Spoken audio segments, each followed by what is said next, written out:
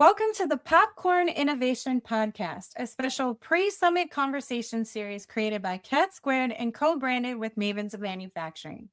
I'm Megan Zimba, host of Mavens of Manufacturing, and I'm really excited to help bring a new layer of storytelling to this year's Popcorn, the Innovation Summit presented by Cat Squared, happening August 10th through 13th at Oak Lawn Racing Casino Resort in Hot Springs, Arkansas. For nearly 30 years, Cat Squared has worked with food manufacturers to bring greater clarity, control, and visibility to complex plant floor operations. This year's summit builds on that very foundation by looking at where the industry is headed next. This series is designed to do more than just introduce speakers. We're setting the stage for the conversations that matter most across food manufacturing right now, including connected operations, predictive intelligence, traceability, AI, interoperability, cybersecurity, and the shift from operational complexity to operational clarity. Because the future of food manufacturing is not going to be built by more disconnected dashboards, more isolated systems, or more data nobody knows how to use. It will be built by people, partners, and technologies that connect the dots from farm to fork. Today's guest sets the stage for the bigger story behind Popcorn. This year's summit is not just about individual sessions or isolated capabilities. It is about connecting the farm to fork operational story and helping processors see what is possible when systems, people, partners, and data start working together. Hi, everyone. So my featured guest today is Vernon Smith, CEO of Cat Squared. We're going to talk about why Popcorn exists and how synergy fits into the larger vision and where connected food manufacturing is headed next. Hi, Vernon. How are you doing today? Hi, Megan. Doing very well, thanks. How are you? I'm doing great. So before we dive into the questions, can you just briefly introduce yourself and how you got involved with Cat Squared and what the mission is for Cat Squared? Yeah, with pleasure. So, my name is Vernon Smith. I am the CEO and one of the original three founders of Cat Squared. You may hear the accent. I originally come from South Africa. We started our business in South Africa about 33 years ago now. But we were a general manufacturing automation company. So we worked for all kinds of industries. And we got a few projects in the meat and poultry industry then. That grew, and we got to a point where we decided we should try and expand outside the borders of South Africa because the market's very limited. And got some opportunities here in the United States. And that was around 1995, 1996. I don't think we ever planned on moving here, but one project led to another and led to another. And ultimately, we relocated our business and set up shop here in 1996 and have been working in the industry ever since and really focused on meat and poultry and on that niche. It says a lot for a company who can be successful for a period of time. And this year, you guys are actually celebrating your 30th year anniversary. So congratulations to that. How does that make you feel? Yeah, well, slightly shocked. I can't believe it's 30 years. Time goes quickly. Everybody tells you that, and you don't believe it, but it certainly does. Definitely remember the good times, not the hours spent in poultry plants all around the world, working day and night to get where we are. So it's been quite a ride and very enjoyable. I wouldn't change anything. So I imagine over the years, the customers that you're working with, they have felt different pressures as time has gone by. Today, what are you seeing as the most operational pressure right now that they're feeling in food manufacturing? They certainly have, and pressures come from different angles and change over time. I would say right now there's a few, maybe I'll highlight a couple. One obviously is labor. Labor, it's harder than ever to find and keep skilled people on the plant floor. The cost of labor keeps climbing. So manufacturers are turning to automation, and it's no longer a nice to have, but it's a survival strategy. They simply can't run their factories the way they did 10 years ago, where volume was king. Another would be margins. Margins are getting squeezed from every angle. Input costs, energy costs, compliance are examples. So even when you have the people on the shop floor, there's a pressure to do more with less. So efficiency isn't just a buzzword anymore. It literally is the difference between the plant that's able to stay open and the one that doesn't. But here's the part that I think is really often overlooked. A lot of plants have invested heavily in technology over the years, And they've ended up with islands of data. The MES system doesn't talk to the ERP system. The quality system doesn't talk to the MES system. Machines are collecting data and they do not talk to each other. So we're generating mountains of data. And so these companies are literally data rich, but really, so they're drowning in data, but starving for insight. They have more numbers than ever and less clarity than they need and actually make meaningful decisions in real times. So when you put all this together, you have labor pressures pushing towards automation, you have margin pressure demanding efficiency, and you have this landscape of disconnected systems generating noise instead of answers. That's the operational reality that most manufacturers are living right now. And that's really the problem that we're set out to solve.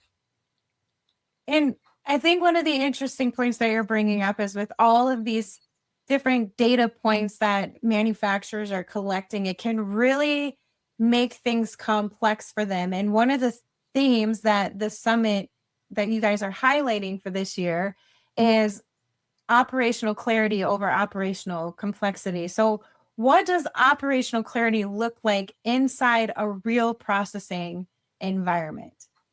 Yeah, you're exactly right, Megan. As over the years, as technology has improved, people have delivered so many smart machines and everything has the ability to collect data, but they never really thought about how that all ties together, as people are overloaded with information. So if you go to any processor and you really ask them what is their ideal vision, I think they all have the same picture, or the same picture comes to mind. They think of a control room with a wall of screens showing meaningful KPIs, showing the entire process end to end, and automatically flagging any deviation from plan or target before it becomes a problem. That is the vision. And I have to be honest that for most plants in the industry, that is still a pipe dream. They aspire to it, but they're nowhere near achieving it. So what does real operational clarity look like? It starts with data that is meaningful and actionable, obviously, not just more dashboards, but the right number in front of the right person at the moment that they can actually do something about it. There's a big difference between reporting something that happened yesterday versus giving the operator something that they can actually act on right now. It looks like real visibility across the entire flow, seeing your raw material supply lined up against your finished product demand and your fulfillment all in one view.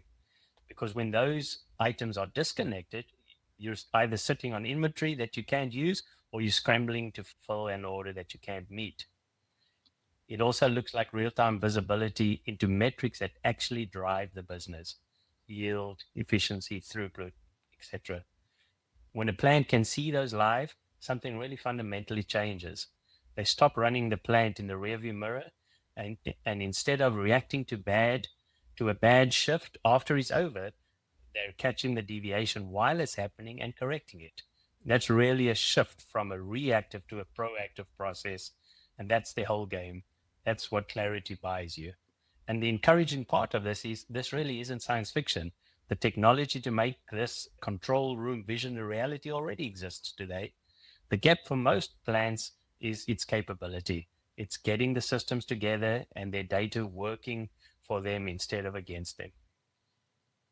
So that all sounds great. But are there areas where processors are still struggling with fragmented information? And if so, how does that affect their yield, their planning, their responsiveness, their traceability, and even their profitability? Where are you seeing information still being fragmented for Yes, them? absolutely. It's almost a paradox.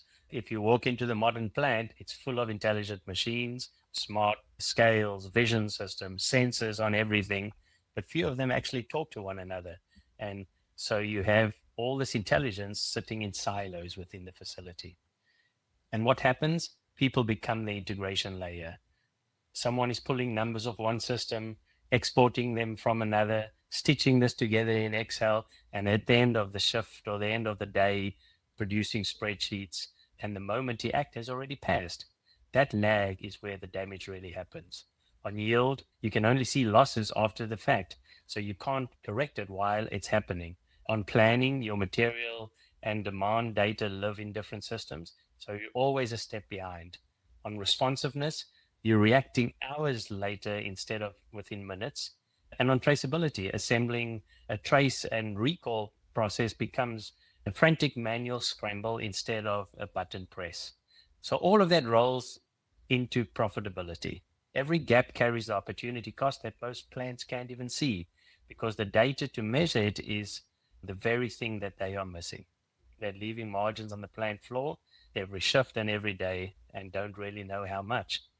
So this fragmentation isn't just an IT inconvenience. It's direct daily tax on the business. And that's the gap real integrations is meant to close.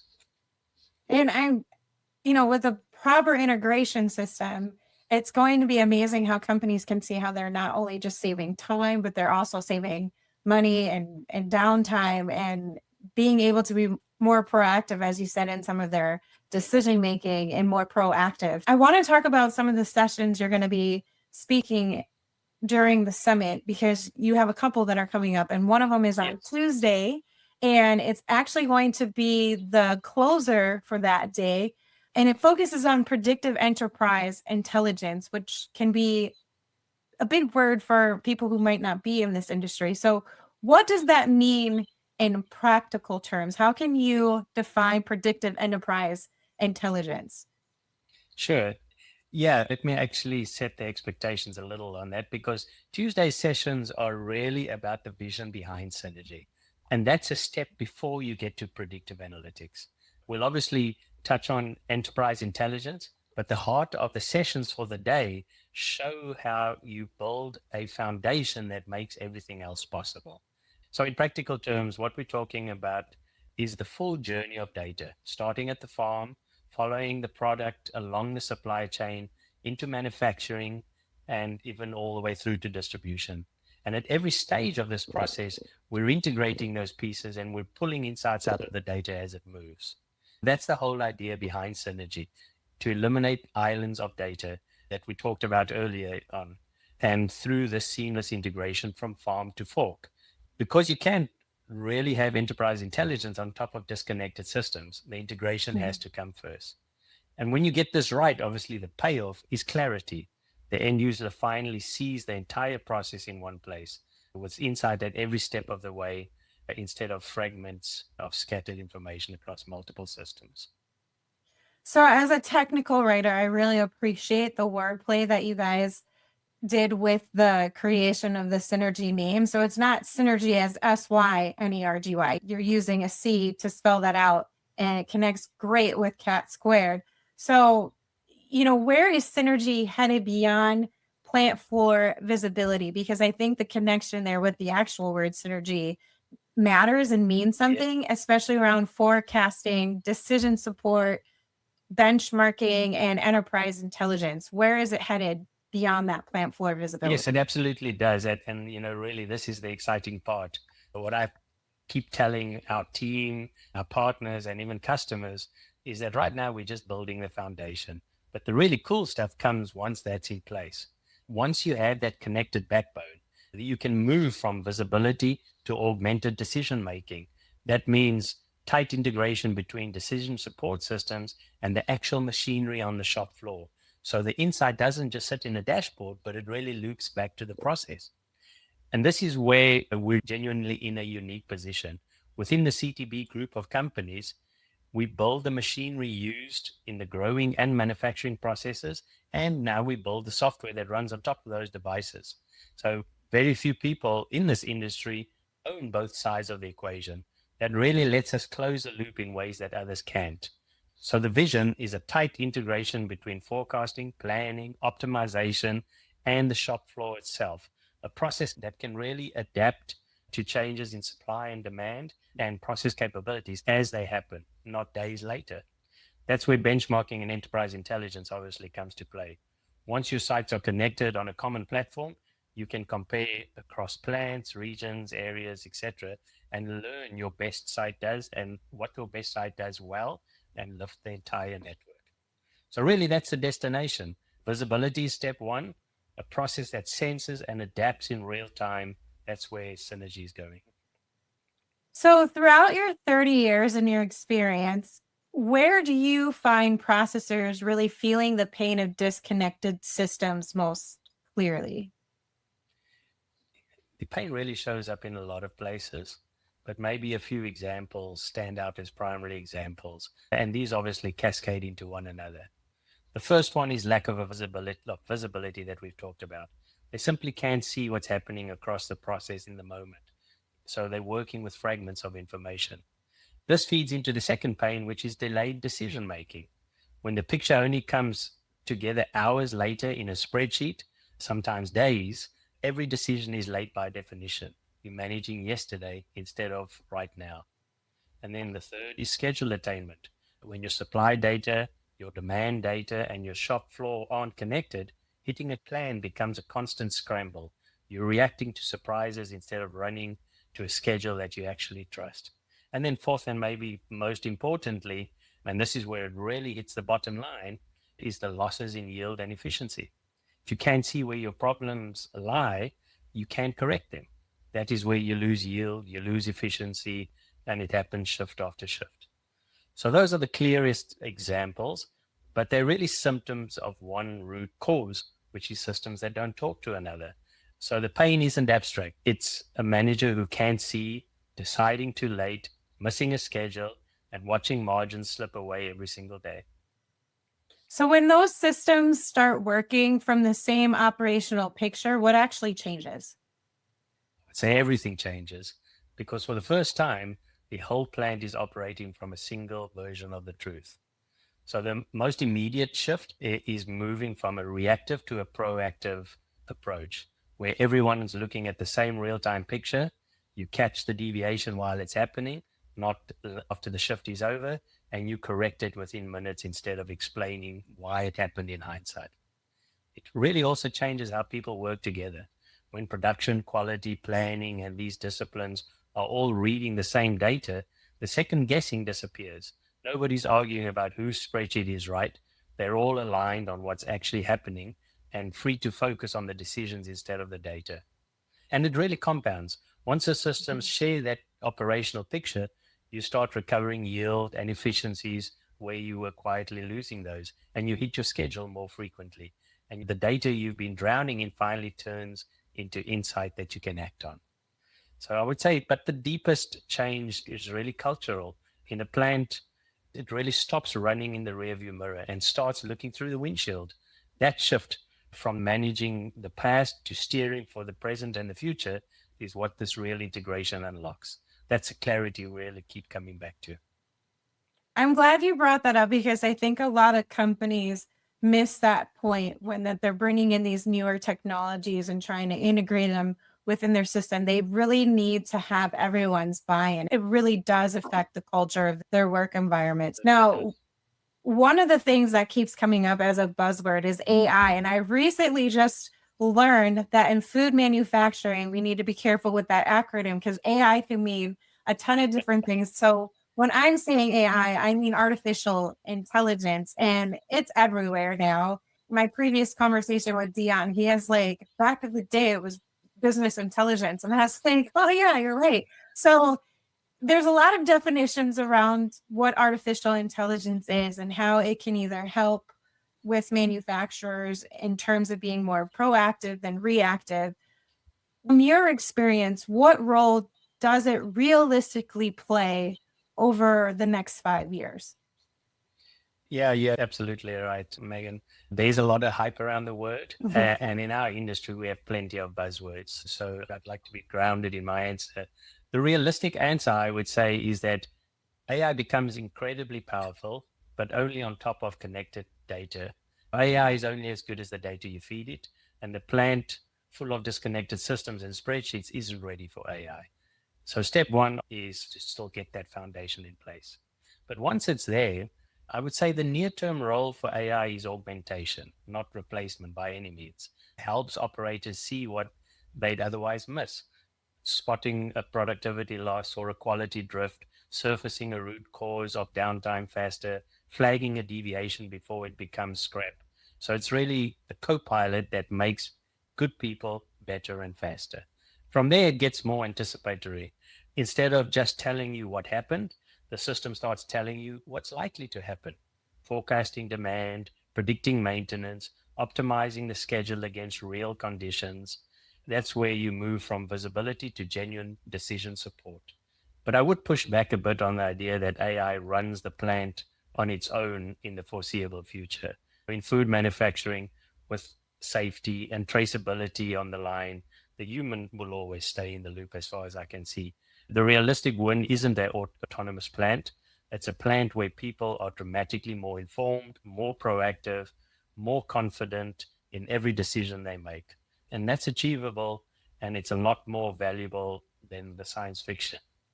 Oh, yeah, for sure. I've seen too many of those movies where I'm like, oh, the robots are going to take over. Yes. And so I'm one of those people that have seen too many of those movies. Come Thursday, you have a session where it's actually going to be focusing on the voice of the customer, which I'm really interested in because I always love hearing feedback from customers. Why was it important to you to close the summit that way? I think because it reflects how we really work. I'll be honest, all our best ideas come from our customers. We're not sitting in a room dreaming up features that we think are clever. The functionality that matters, the things that genuinely move the needle on a plant floor, those come from listening to people living the problem every day. So closing the summit with the listening session isn't a formality. It's the most important conversation we will have. After 3 days of sharing our vision for synergy, Thursday is where we turn it around and ask our customers, what pressures are you feeling right now? Where is your business heading? What keeps you up at night? And that matters because the vision is only valuable if it's aligned with our customers and where they're actually going. It's easy for a software company to fall in love with its own roadmap and slowly drift away from reality. We work hard not to let that happen. We want our strategic direction and our customers' direction to be the same direction. So ending on a listening rather than a presenting is very intentional. It keeps us honest, it keeps us practical, and it makes sure that everything we build next is driven by real demand, not by what we assume our customers need. So that alignment is how we've stayed relevant for 30 years and how we intend to stay relevant for the next 30 years. So what would you suggest to attendees who are going to be at that session? How should they prepare for that? Should they come with a list of questions? Like, what should they do to get the most out of that particular session on Thursday? Yeah, good question. I would say yes, sit down and think about what pressures you're experiencing, what your operations team are asking for, what the IT team are proposing as directions to go as far as systems, understand the pains and really come ready to discuss those so that we can make it a good, interactive, and meaningful session. I love that. I would add to don't hold back on the kinds of questions you're going to ask. I always like putting people on the Absolutely. spot. Yeah. So be sure to bring the hard questions because that's what you guys are there for. In order for you to improve as a company and provide the best solutions for your customers, you have to answer those hard questions. So I highly encourage everybody to bring your hardest questions Absolutely. to that And session. traditionally, in a session like this, people are a little bit quiet. So I agree, come ready and ask us the hard questions. Well, I'm going to be there. So if there's silence during that session, I will randomly walk around and pick people out of the audience. So be prepared for that. So, Vernon, what do technology companies still misunderstand about what processors actually need? Yeah, in my experience, a lot of technology companies just don't understand the realities of our industry. They don't understand the conditions of the shop floor, and they really don't understand the unique challenges of a disassembly process. Where you start with a whole animal and break it down into multiple pieces and then reassemble that into a finished product. That's the opposite of most traditional manufacturing, and software built for a typical assembly line simply doesn't fit. But the deeper misunderstanding isn't even technical. It's about how change actually succeeds on the plant floor. I've watched projects fail over and over for the same reason. Technology gets forced onto the plant floor by an IT group or by leadership that fall in love with an idea or with bells and whistles in a slick slide deck without ever clearly defining what they actually need. And when you lead with the shiny solution instead of the real problem, you get an expensive system that doesn't fit how the plant works. And the people on the plant floor quietly work around it. The technology isn't the point, the problem is the point. So, what processors actually need is a partner who starts by understanding their world, who walks the floor, learns the process, and defines the real requirements before talking about features. That's not glamorous, but it's the difference between a project that transforms a plant and one that becomes an expensive shelfware. We've learned to lead with the problem every time. I love that you said the technology isn't the point. The problem is the point because you're not just seeing that within food manufacturing, you're actually seeing it in other industries where the human side is kind of forgotten about or put on the side. And the technology is sometimes highlighted as the hero and the main focus. So, one of the things that I really like about how you guys are promoting this summit, it's not just about connecting the systems to you. It is also about connecting the people responsible for making those systems useful. So, from your perspective, why was that important for you to really highlight? Why does that matter? Because technology only delivers if the right people and the right partners are aligned around it. And that's bigger than any single piece of software. So let me put that into a little bit of context. Our industry has seen a lot of consolidation over the past several years on both the processor side and the supplier side. And the trend amongst suppliers is to build closed systems, to lock customers into their ecosystems so they can't easily go elsewhere. At CTB, we're deliberately taking an opposite approach. We've built an open system with standardized, proven integrations that gives our customers real choice in their equipment suppliers while still guaranteeing those solutions integrate seamlessly with the Synergy platform. The way I describe it is Android versus Apple, a closed garden versus an open ecosystem where you can get to choose what works best from you.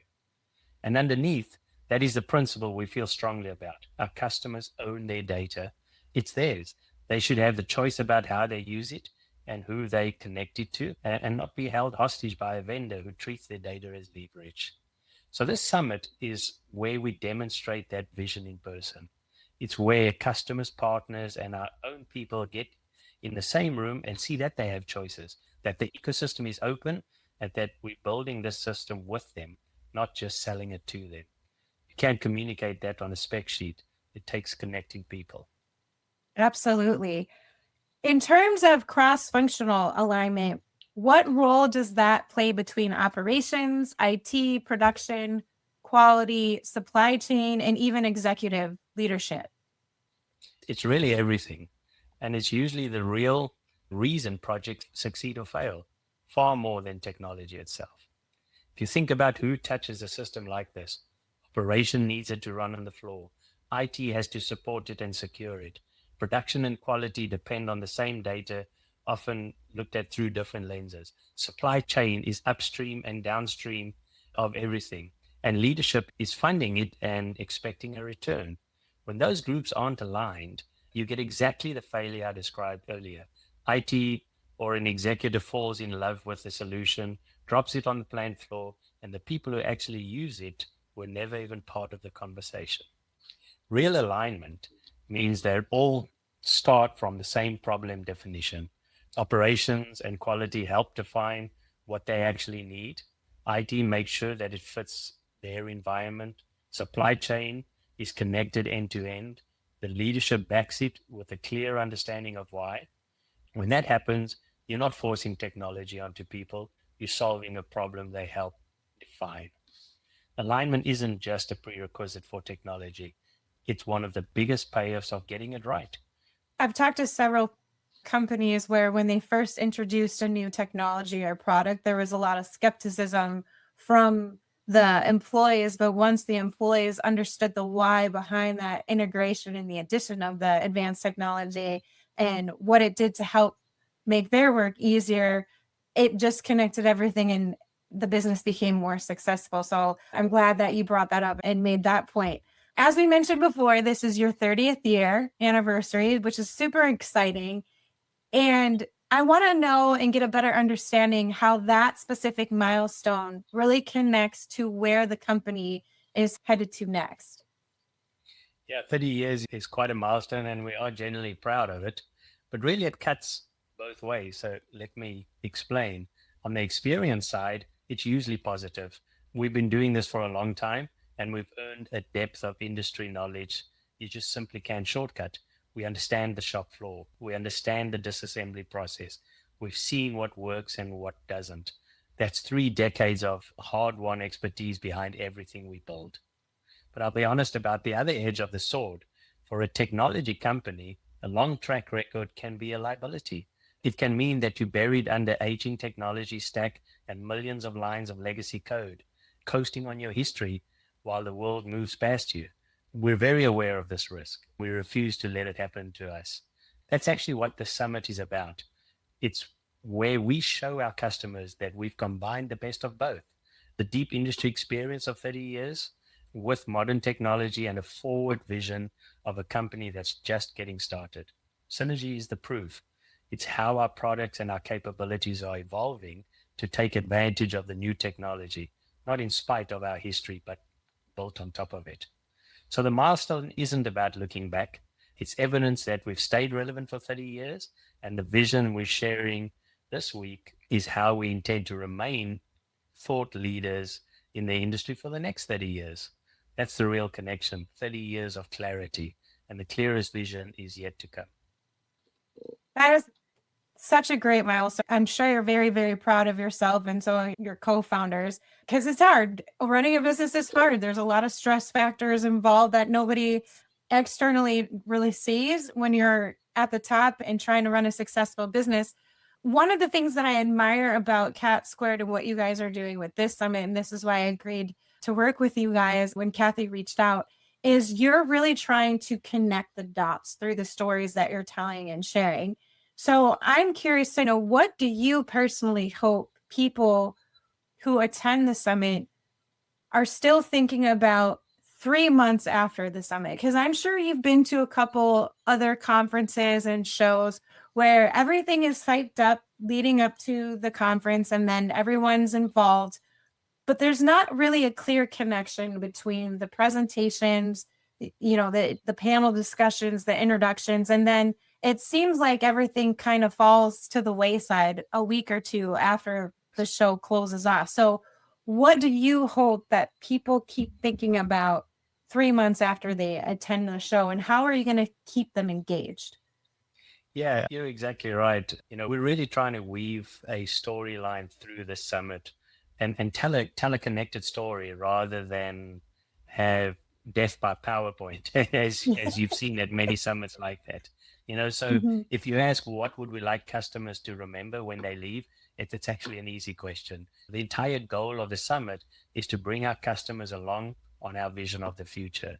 And 3 months later, I want that vision to have stuck.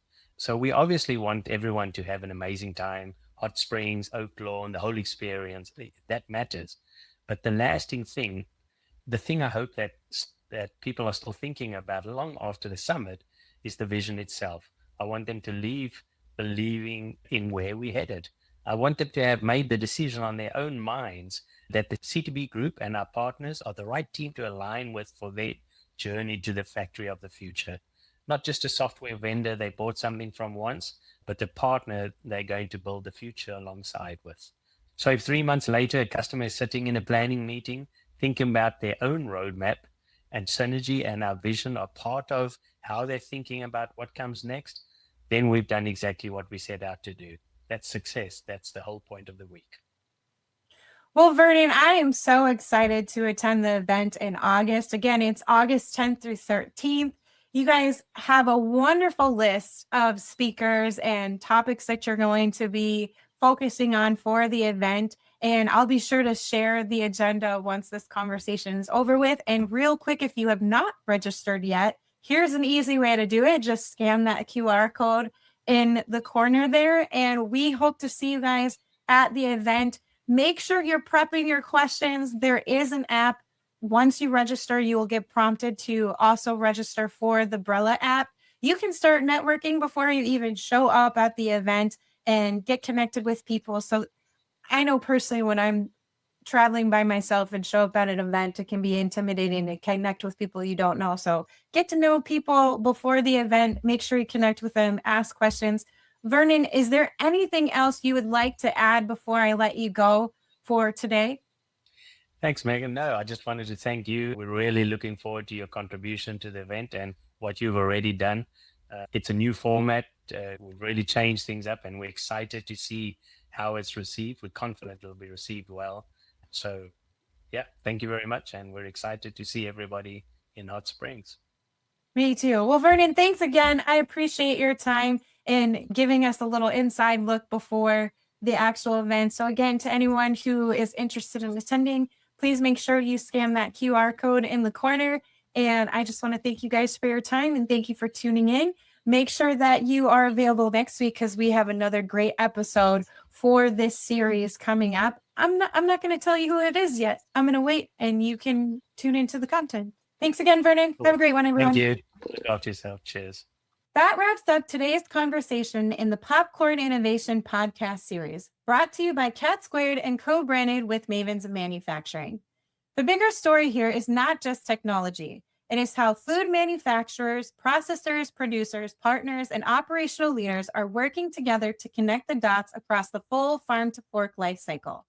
Because when data stays disconnected, decisions stay disconnected. And when decisions remain disconnected, operations pay the price in planning, yield, responsiveness, traceability, labor, margin, and trust.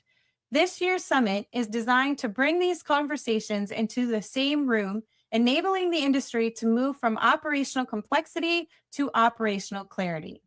To learn more or register for the summit, please scan the QR code in the corner.